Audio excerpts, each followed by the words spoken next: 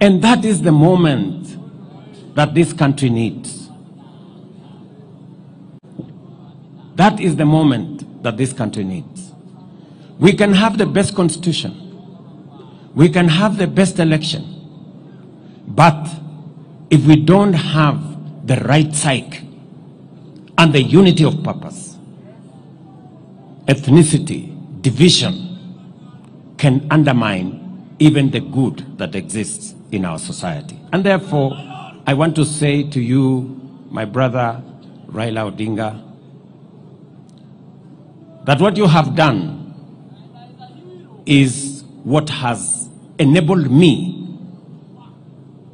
even to do what we are doing in our housing, our markets, our infrastructure.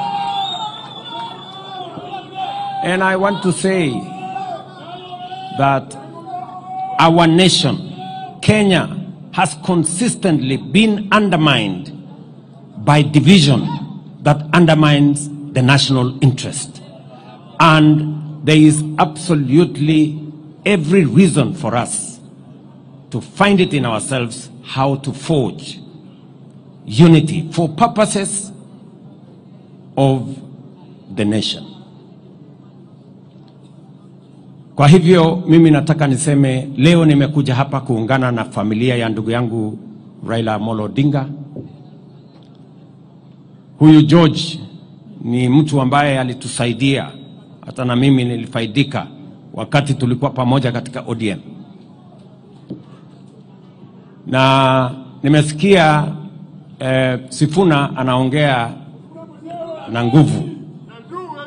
Wakati unaongea mambo yangu Sifuna, ujue mimi ndio mwanzilishi wa ODM. So naenda polepole kidogo.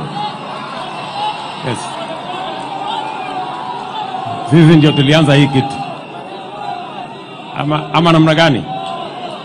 Na unajua ukinisukuma sana nitaitisha mkutano ya founder members ya ODM. Si ndio? Na unajua tukiitisha hiyo mkutano tunaweza kufanyia discipline sisi ambao tulianza chama. Si ndio? So tuendeni mosmos.